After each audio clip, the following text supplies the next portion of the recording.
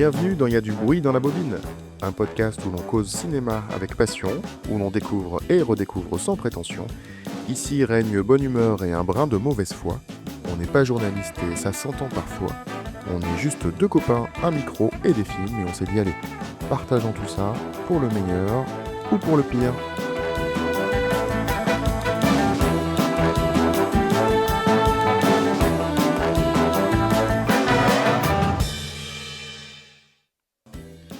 Aujourd'hui, on déambule dans un Paris nocturne aux côtés de Jeanne Moreau, porté par un jazz lancinant. À moins qu'on ne reste coincé dans un ascenseur avec Maurice Renet.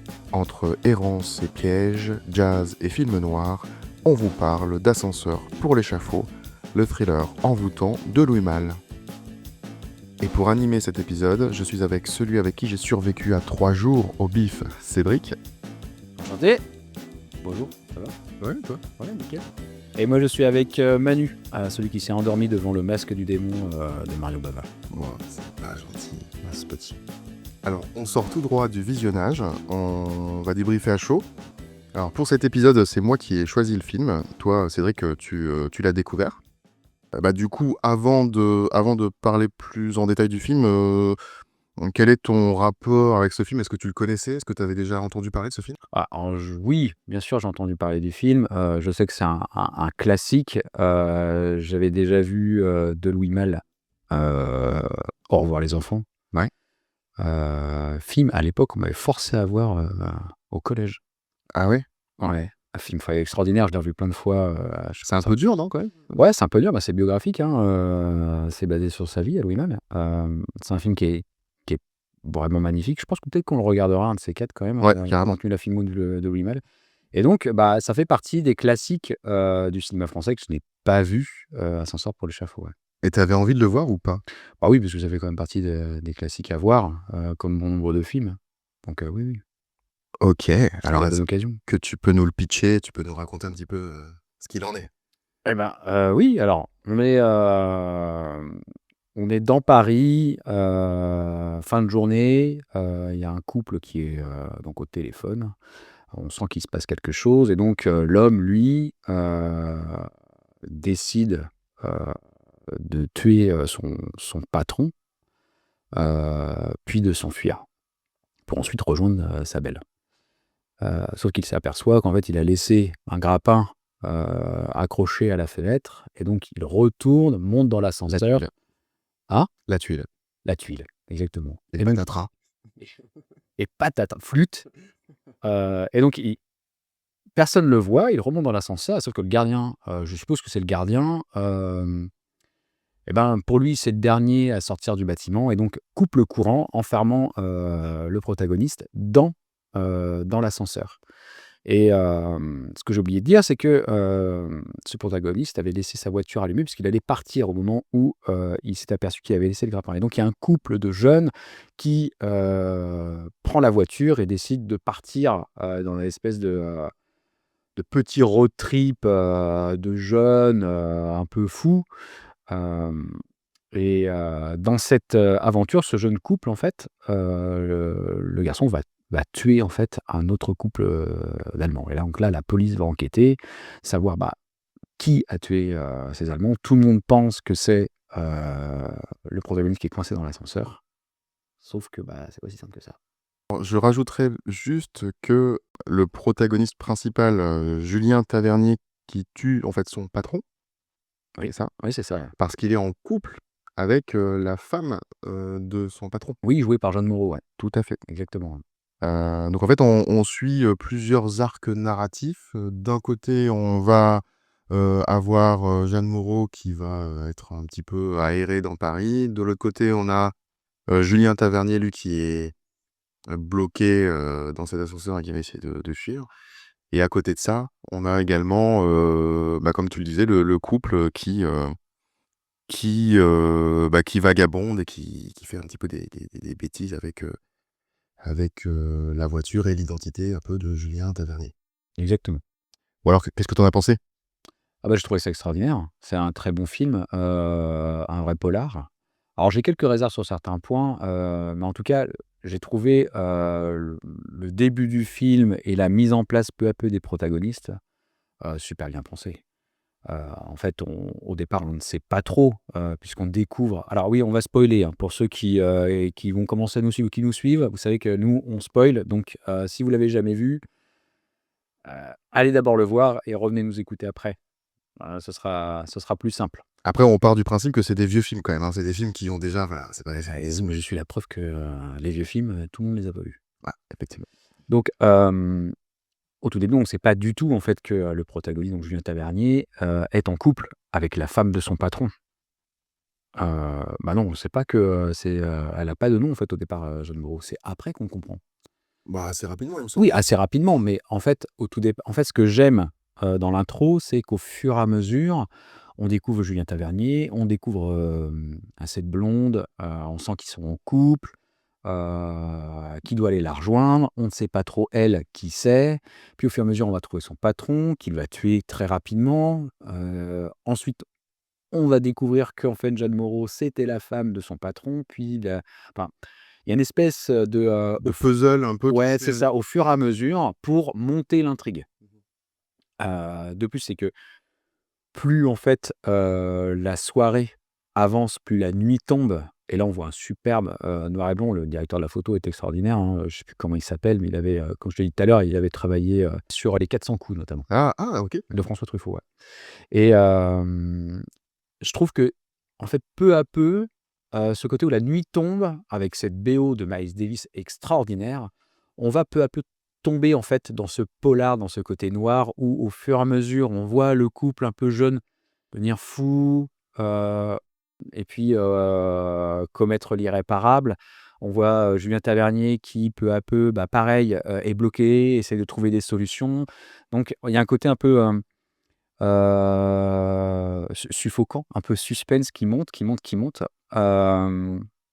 avec, Michel Moreau qui va commencer à douter de Julien Tavernier puisqu'on l'a vu elle croit l'avoir vu dans sa voiture avec, la petite fleuriste, donc la jeune, donc elle va se poser des questions, elle va essayer de le chercher partout, tout au long de la nuit et cetera et en fait, jusqu'au petit matin où là, bah, c'est là où moi j'étais un peu déçu. Ouais, parce que c'était Jeanne Moreau déjà. J'ai dit quoi? Michel, Michel Moreau? ouais, Ah tu as dû confondre avec Michel Morgan, je pense. Michel Morgan, c'est ça, exactement. Non, Ouais, c'est là où toi, tu as ta réserve. C'est-à-dire que toute la partie, mise en place, suspense, obscurité, Paris, toute cette ambiance un peu polar noir, en fait, c'est ça exactement. qui t'a le plus plu. Mais par contre, la résolution, heu, et en fait, dès que le soleil se lève, en fait, tu Bah, c'est ça, j'aurais aimé que ça soit, toute la nuit parce que ton chat est d'accord avec moi. désolé. Hem, J'aurais aimé que ça soit comme ça toute la nuit. Après je comprends, je ne sais pas si c'est voulu, mais en gros, le lever du matin, c'est la mise en lumière. C'est, le dénouement. C'est voilà, tout s'est passé la nuit et là, on va commencer l'enquête. On va commencer la mise en lumière, en fait, pour trouver, qui a fait quoi, et cetera. Mais même là, je trouve ça, même si le film est bien, ça m'a déçu un petit peu. Il y a un moment donné, en fait, où quand, la police commence, en fait, à accuser, Julien Tavernier d'avoir commis le meurtre du couple allemand et on sait que c'est pas lui. Moi, j'ai vu un côté, au départ, je me suis dit: «Tiens, ah ouais, putain, il va peut-être partir dans un côté Hitchcockien», qui est, lui qui va devoir se justifier, malgré le meurtre qu'il a fait, d'un meurtre qu'il n'a pas commis et qui me per Superbe scène, hein. La scène est magnifique, le oui. noir et blanc est super beau, hein, dans cette scène-là, hein. Ah bah oui, Scène d'interrogatoire, l'interrogatoire est extraordinaire. Je veux dire avec avec Lino Ventura. Lino Ventura qui est extraordinaire, alors c'est peut-être pas son plus grand rôle, mais en tout cas, il est vraiment, vraiment très bon. Mais, dans le personnage hitchcockien par définition, c'est, l'innocent qui doit prouver. Nous, on le sait en tant que spectateur, mais il doit prouver son innocence. Bah, sauf Et qu'il est pas tout à fait il innocent, n'est pas tout à puisqu'il fait a innocent. déjà commis, Ouais, je suis d'accord avec toi. Mais, ceci étant, je trouve que, le dénouement va assez vite. En fait, ce qui est marrant, c'est que enfin marrant, ce qui est, curieux, c'est que, la mise en place, côté polar, de tout ce qui se passe la nuit, ça prend une grande part du film et la fin, ça va très vite. Et c'est là où ça m'a un petit peu déçu. J'aurais aimé qu'il y ait plus d'enjeux, plus de jeu du chat et de la souris, de devoir cacher le meurtre du patron tout en essayant de se déculper en fait, Se disculper, du ouais. meurtre du couple, allemand et que l'enquête vis-à-vis des jeunes qui se cachaient, hein, quand même, qui essaient de se suicider, Avec heu, beaucoup de succès. avec beaucoup de succès, avec sûrement, on appelait ça des 45, des 45. Mais, Bah, il faut dire que ces 2 personnages-là sont assez jeunes, assez, je sais pas comment dire, naïfs, naïfs, voilà, ils sont quoi. clairement naïfs, hein. C'est, les jeunes qui ont fait une grosse bêtise, mince comment on va faire? Alors par chance à cette époque-là, il y avait pas l'ADN et puis il y avait pas tout ça, donc on peut se cacher plus facilement. Mais, enfin voilà, c'est un peu ça qui m'a déçu. Je m'attendais à un rythme un peu plus, lent, sur la résolution avec plus d'enjeux, plus de jeux de chat à la souris. Je trouve que ça va très, très vite en fait, la fin et en fait quand on arrive à la fin, j'ai fait: «Ah ah déjà? Ouais. Ah c'est dommage». Après je comprends, je vois en fait, moi je l'ai ça faisait longtemps que j'avais pas revu, heu et dans mon souvenir, j'avais pas l'impression qu'il y avait du jour en fait, que le lendemain, qu'il y avait une résolution le lendemain. J'avais l'impression que c'était, que ça se terminait la nuit en fait, qu'il y avait pas de Ouais, que tout se passait la nuit, ouais. que tout se passait vraiment la nuit et effectivement, je comprends ce que tu dis. Ah mais je dis pas que c'est pas bien, hein. Ouais. Pour eux, non, c'est un très grand film, il y a pas de il y a rien à dire là-dessus, hein. Tu parlais d'Hitchcock, effectivement, je pense que le personnage de Julien Tavernier est un vrai personnage hitchcockien pour le coup. Ah bah complètement. C'est-à-dire, ce personnage, très méticuleux qui va mettre en place des choses et qui va se Mmh. trouver en fait pris au piège, mais de manière tout aussi méticuleuse. C'est-à-dire que tout va être plus ou moins, confondant et tout va, pointer, vers lui sans avoir la possibilité de s'échapper. C'est quelque chose que toi tu as perçu quand tu as vu le film, Ah bah, oui, heu, alors quand il oublie en plus le grappin, je me suis dit: Bah, «Tiens, pour quelqu'un d'aussi méticuleux, c'est con» et c'est vrai que c'est tout le long jusqu'à ce qu'il l'aperçoive, je me suis dit: «C'est un oubli dans le film de le montrer ou pas?» Parce que je me suis dit: «Mais comment il peut l'oublier en fait et aller si vite?» Alors après bien sûr le téléphone sonne parce que sa secrétaire l'appelle.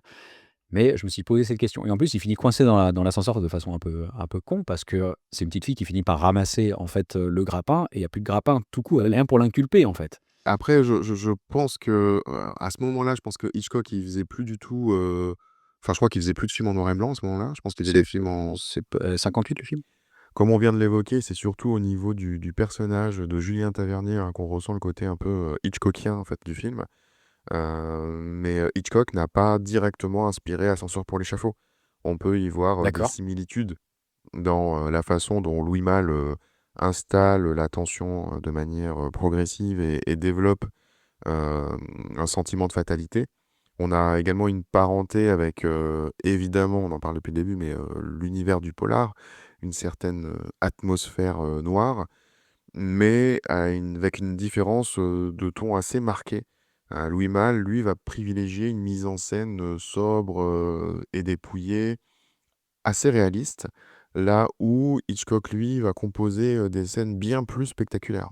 Je pense que les premières scènes condamnent, complètement le film, en fait. On se rend bien compte que, lui, il est enfermé dans cet ascenseur assez rapidement d'ailleurs, hein. Il fait, sa petite, boulette et puis après il se retrouve bloqué et elle est, bloquée, dans Paris, aérée de manière complètement fantomatique, avec une lumière magnifique. Alors c'est des lumières naturelles, il y a pas Ah oui? de ouais, c'est, Il y a rien qui a été filmé en studio, à cette époque-là? Tout est alors tout, je ne suis pas sûr à 100, mais en tout cas, c'est une des caractéristiques du film. Une bonne partie a été, tournée en décor réel.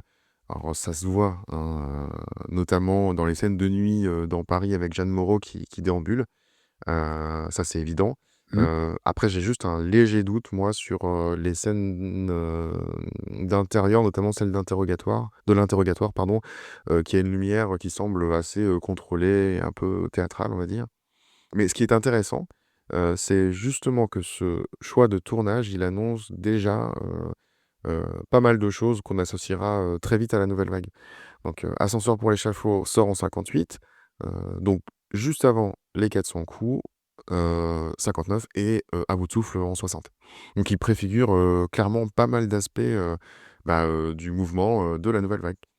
Il a une mise en scène, assez libre, hors studio, caméra légère et fluide. La manière dont, Jeanne Moreau est filmée, tu vois, sans artifice, on est presque dans du documentaire, en fait. C'est assez intéressant, puis bon et la musique de Miles Davis, on en reparlera tout à l'heure. Ceci étant, ce n'est pas encore officiellement un film de la Nouvelle Vague. Louis Malle, lui, a un parcours, on va dire assez classique. Il a travaillé avec, Bresson. Il a bénéficié des financements, traditionnels et il ne rejette pas, totalement, les codes du cinéma de studio, comme ont pu le faire, Godard et Yvette. Donc et le film aussi, surtout très important, est relativement, structuré avec un scénario écrit, de manière plus, classique. Mais c'est ça qui est passionnant avec ce film, c'est que Ascenseur pour échafaud, c'est, un peu, la charnière entre 2 époques, hein. Ce n'est pas encore la nouvelle vague, mais ça en a l'esprit. C'est la jonction, parfaite, avec un cinéma, on va dire encore, classique, du polar et cetera et cette nouvelle liberté de ton qui va éclater par la suite. Au fur et à mesure, que le film avance, on comprend en fait, à quel point, enfin, c'est quand même compliqué d'échapper à son destin. C'est pour ça que pour moi, la résolution, qu'elle soit courte, ça me pose pas de problème parce que j'ai l'impression que c'est écrit dès le début, en fait.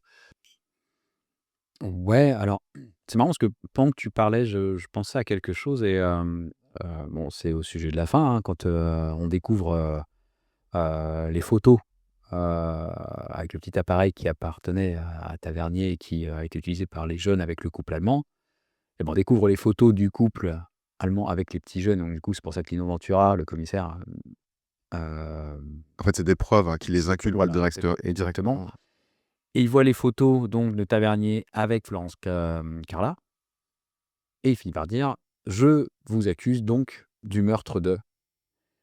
Et bien, en y repensant, en fait, c'est pas un peu limite comme preuve, juste des photos d'adultère pour un meurtre? Parce qu'en fait, quand on découvre quand même, monsieur Carla, je sais plus son prénom, tout est maquillé en suicide, heu la police le considère comme tel au départ, hein. Ils ne cherchent pas du tout, à savoir qui a tué, pour eux, c'est un suicide, hein, puisqu'il le dit lui-même d'ailleurs. Le, C'était fermé de l'intérieur. C'était fermé de l'intérieur, c'était son pistolet, qui avait été pris avec sa main, balle dans la tête. D'ailleurs très bien fait, le meurtre sans sang, faudrait qu'on m'explique. Ça c'était peut-être un manque de peinture rouge à l'époque, je sais pas. Ça se voyait pas, ça se voyait peut-être pas, mais ça m'a fait rire. Mais donc tout est maquillé en suicide et la police le pense au départ puisqu'ils lui disent lui-même: «Votre patron en fait s'est suicidé et tu découvres des photos d'adultère et je vous accuse de». Bah, c'est là où en fait il aurait été intéressant de pousser, je pense, l'intrigue un peu plus loin. C'est pour moi en fait tu disais qu'il aurait pas fallu qu'il soit trop long. Moi je pense qu'il manque peut-être un quart d'heure, 20 minutes. En fait, il te manque de l'interrogatoire et de poser Ouais. à bout, en fait, les personnages, principaux, en fait. Ouais, mais ça c'est peut-être mon côté sadique, je Ouais, sais pas. je sais, c'est exactement là où je voulais en venir. Ça doit être ça. Mais en même temps, on peut pas non plus reprocher au film ce qu'il n'est pas, c'est-à-dire une enquête, un interrogatoire de 2 heures, Ah oui, parce que c'est pas le but du film. ouais. Moi, je pense que le but du film, c'est, justement cette errance, nocturne parisienne et cette espèce d'amour impossible, espèce de fatalité. C'est ça que j'aime bien dans le film, c'est qu'il est complètement depuis le début, il est complètement,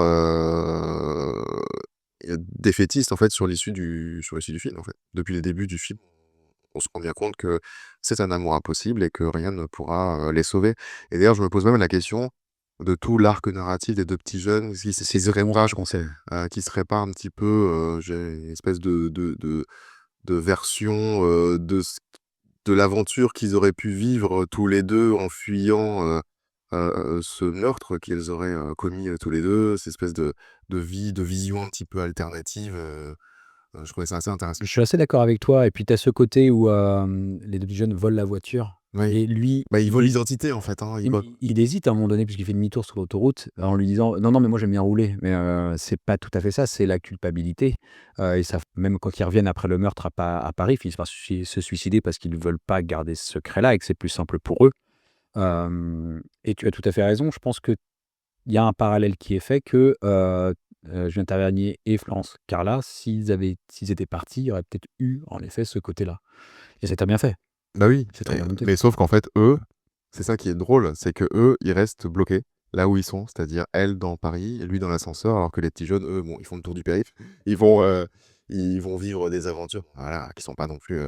Mais du coup, ouais, je pense qu'il y a cette espèce de parallèle dans le couple qui, moi que je trouve intéressant, même si je dois admettre que des fois les petits jeux me saoulent un peu. Enfin, on va pas. Ouais, il y a un peu de surjeu, surtout, la petite fleuriste, bon après on en a parlé pendant le film de l'aspect, de jeu de l'époque, très théâtral, mais là, elle c'est beaucoup, je trouve.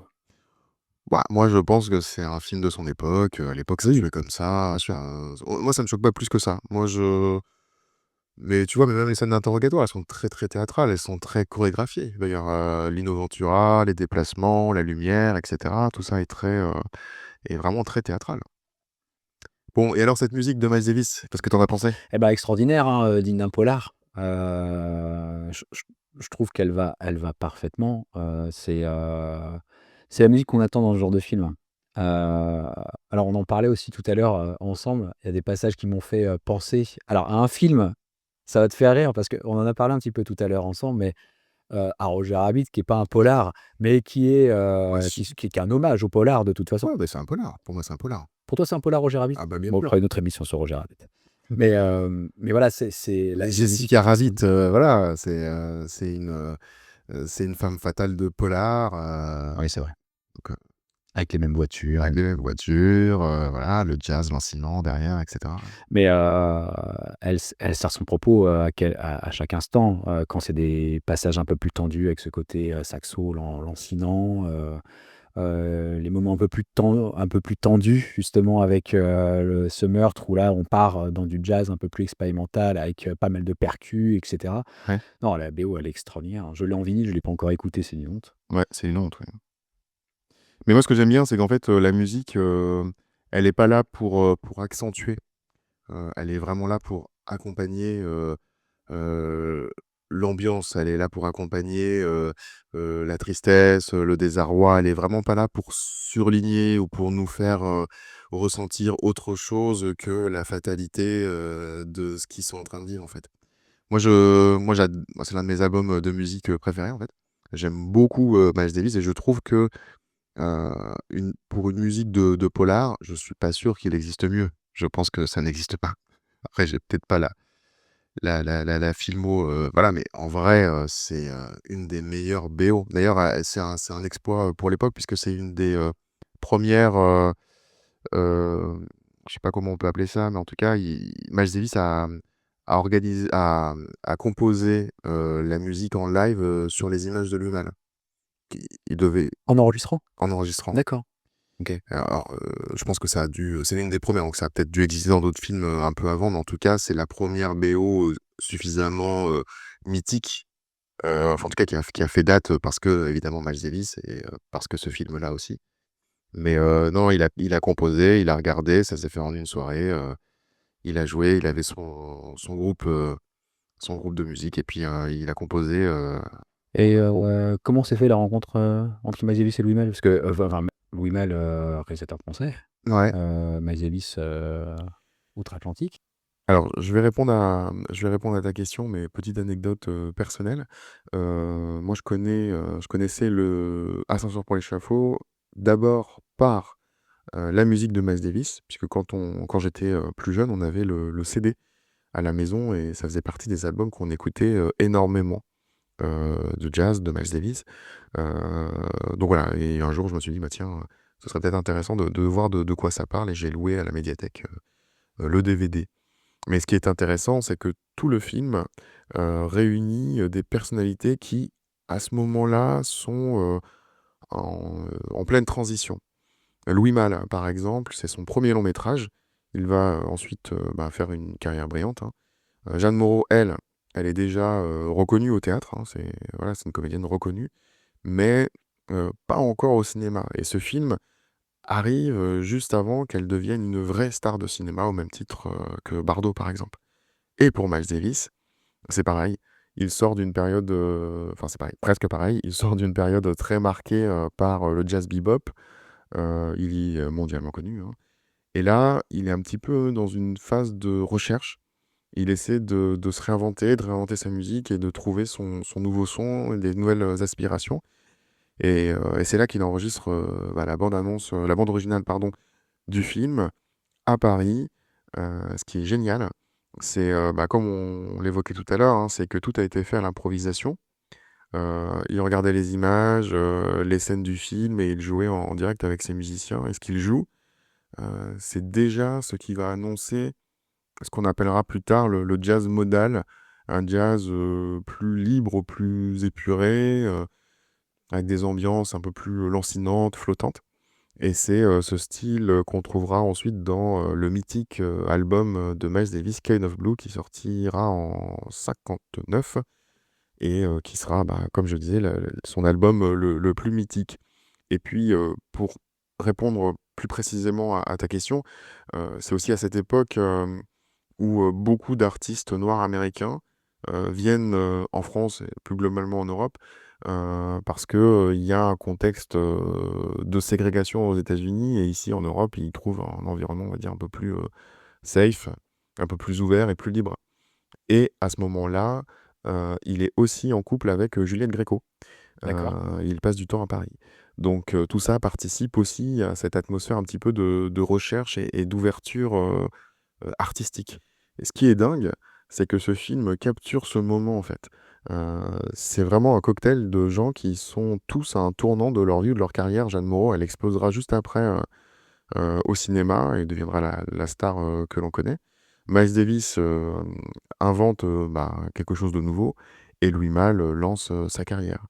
Le film suivant de Louis Malle, d'ailleurs, c'est Les Amants, qui sort l'année d'après, avec Jeanne Moreau, encore une fois. Alors, on approche la fin de cet épisode, et pour clôturer le chapitre, Cédric, c'est à toi l'honneur, c'est le presque mot de la fin. Recommandes-tu ce film et pourquoi? Bien sûr. Je recommande de voir absolument ce film. Au-delà du fait que ça soit un grand film et que ça soit un film qui a énormément compté, dans le cinéma français, c'est aussi, le premier film de Louis Malle, qui est un très grand réalisateur. La photo est magnifique, les acteurs, extraordinaires. Il y a une histoire qui est super, hein, malgré toutes les enfin, malgré mes réserves que j'ai pu avoir sur certains points qui sont purement subjectifs parce que c'est selon le cinéma qu'on aime. Hem, c'est un film à voir absolument. Et puis la BO, la musique de Miles Davis, extraordinaire. Non, non, c'est un film qu'il faut voir absolument.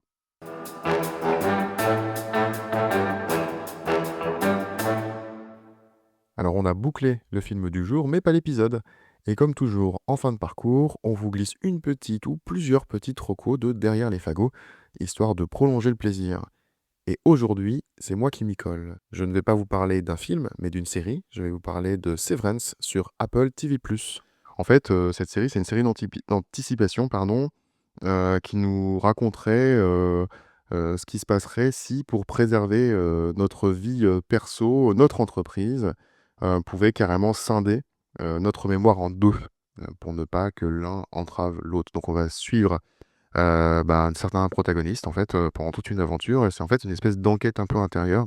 Évidemment, c'est une critique du monde des grandes entreprises, du travail, de la tech, etc. Mais c'est aussi, et c'est pour ça que je l'ai sélectionné, c'est aussi une série qui parle de l'identité, du deuil. Ça parle beaucoup de deuil.